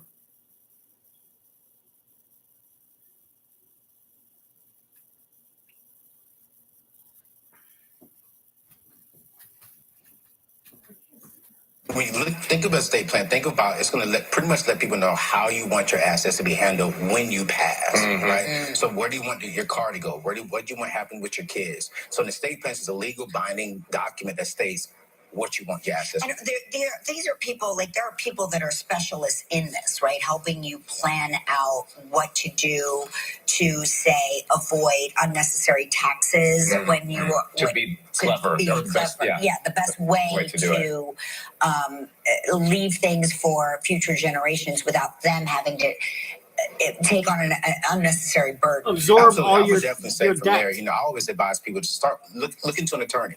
Looking at someone who specializes in this field so who can sit there and ask you all the hard questions and walk you through the entire process. So once you've done the estate plan, what's the next step for a legacy, to leave a legacy? Well, here's the first thing we really want you to think about this is it's not just for the wealthy people, right? This is for the average everyday person as well. You can be a homeowner, a apartment, own a 1987 Honda Accord. The thing is about simply putting a plan together for your assets.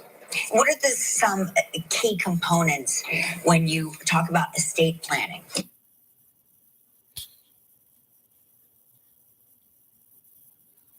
Just own anything? A used car? Step for a legacy, to leave a legacy. Well, here's the first thing we really want you to think about this is it's not just for the wealthy people, right? This is for the average everyday person as well. You can be a homeowner, a apartment, own a 1987 Honda Accord. The thing is about simply Can I putting live a in my plan together 87 for Accord? your assets. What are some key components when you talk about estate planning? Yeah. Okay. What does that consist of? Oh, such a good question. The two main things, right, is you're going to have a will and you're going to also have a trust. Those are the two main things. Two things, but you got to have both of them. So those are the two main things I'll focus on in estate. But then also, when I really must think about this inside your estate plan, is that it also gives permission to, say, a loved one. Let's say if you are, unfortunately, you can't make any decisions, your loved one can make those decisions because you give them authority inside of your estate plan.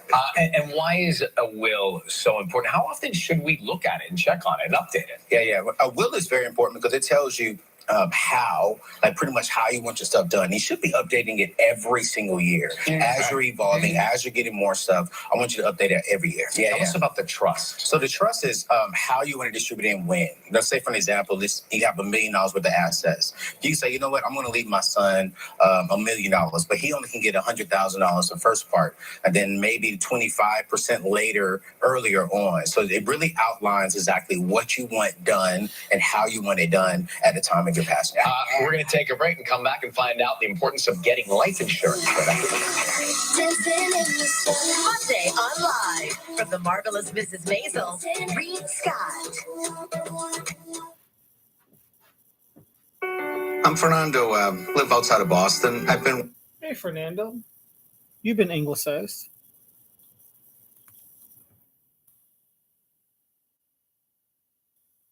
So it really outlines exactly what you want done and how you want it done at the time of your passing. We're going to take a break and come back and find out the importance of getting life insurance. Monday on Live from the marvelous.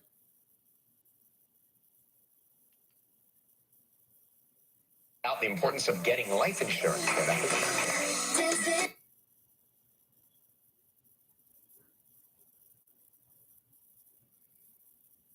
Oh, look at that bird. Is that like a seagull? Monday on Live from the marvelous Mrs. Either it's not a bird or that's a still. Maisel.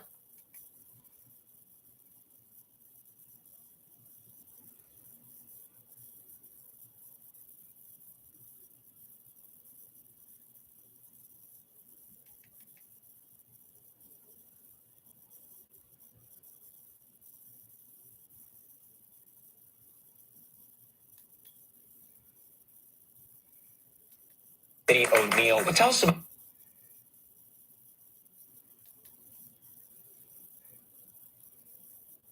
And on ABC 7.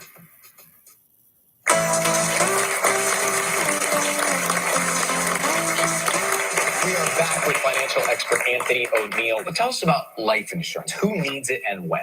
So life insurance is if anyone is depending on you. Let's say if you are a 9-to-5 worker or entrepreneur, or let's say you're a stay-at-home mother and you don't have income coming in, but there still is a presence.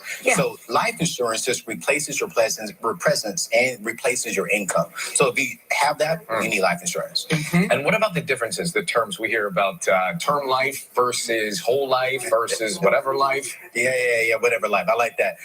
For me, I'm all about term life insurance. Here's what does that mean? Term life is affordable, and you can select the terms. Let's say 10 years, 20 years, or maybe even 30 years. Right. And throughout that term that you select, your premium stays the exact same. So if you were to pass during that time, then they'll pay out your beneficiaries during that time. So it might make more sense to get it early term life insurance at a locked in rate it doesn't change, right? Absolutely. And so like the older you get, the more you're going to need it. Absolutely. Right? Term life is definitely a great option.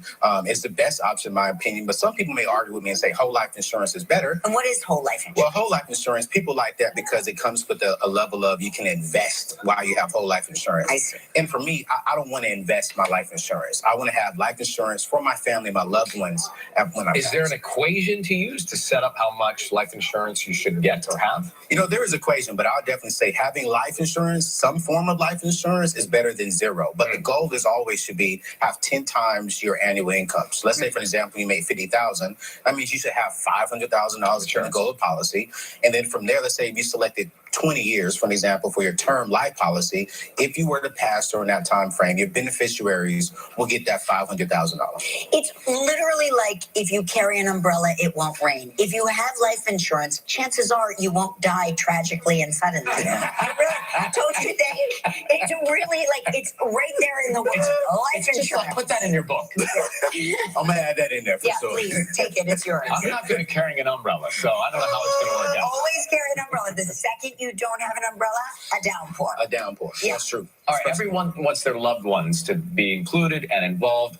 How do we organize that? What do we take into account? I mean, it's very simple, and I'll leave it like this in one sentence, that the quality of your family's life after you and the quality of your legacy after you is depending upon the choices that you made today. And we got to make the right choice today and get that umbrella so that way our family knows that we love them.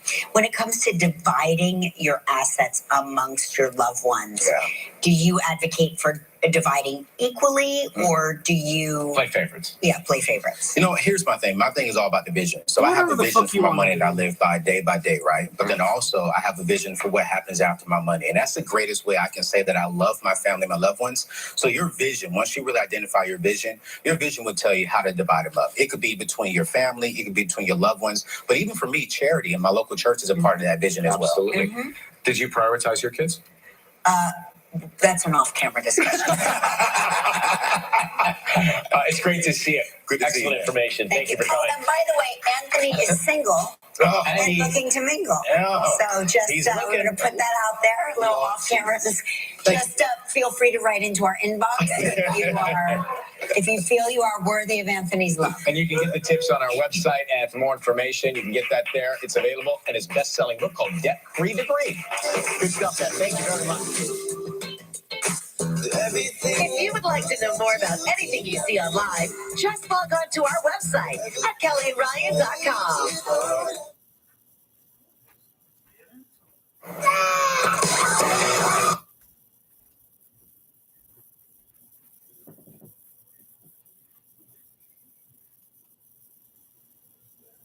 Knows that we love them. When it comes to dividing your assets amongst your loved ones, do you advocate for dividing equally, or do you play favorites? Yeah, play favorites. You know, here's my thing. My thing is all about the vision. So I have a vision for my money that I live by day, right? But then also I have a vision for what happens after my money. And that's the greatest way I can say that I love my family, my loved ones. So your vision, once you really identify your vision will tell you how to divide them up. It could be between your family, it could be between your loved ones. But even for me, charity and my local church is a part of that vision as well. Absolutely. Did you prioritize your kids? That's an off-camera discussion. It's great to see it. Good to see you. Excellent information. Thank you for coming. And by the way, Anthony is horny. Things you enjoy most.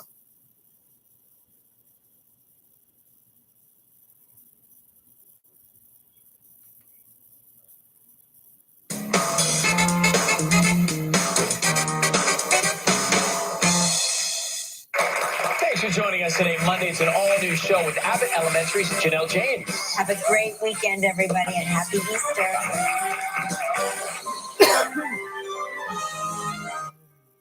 Varicose veins and spider veins. Maroon jacket. I wonder if he was. Are they wearing the same thing at the end that they were wearing at the beginning? Let's check in a little 10 seconds of the view. Not including the opening. Right now. Civil War reenactment?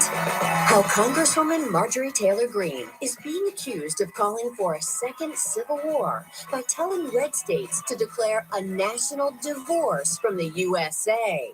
Should an elected official be suggesting that citizens secede from the Union? And have some Democrats made a similar call in the past?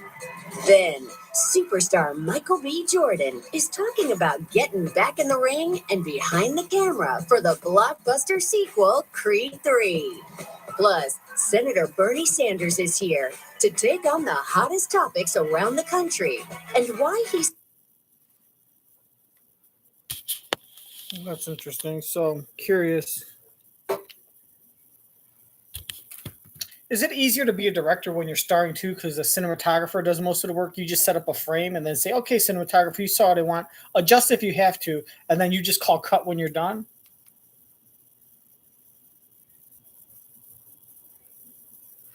Well, Jesus. As the Supreme Court reviews the Texas judge's ruling to ban the so-called abortion pill, Florida becomes the latest state to impose severe abortion restrictions. And potential 2024 Republican candidate Tim Scott promises to take it national. If I were president of the United States, I would literally sign the most conservative pro-life legislation that they can get through Congress. But do polls show this issue could terminate Republicans' hopes of winning back the White House? Plus, Congresswoman Katie Porter is live to take on the hottest topics in D.C. and around the country, and why she says politics is messier than her minivan. Plus, an all-new View Your Deal. Here. All right, guys. So that's it for another recap show or another smushed one of the final episodes, a smushed episode of Live with Kelly and Ryan. All 3 interviews from different episodes, all smushed. So it's a smorgasbord of reruns. So comment below, like, dislike, subscribe, ring the bell right there. All right, that'll pop up later. And again, you know how to reach me.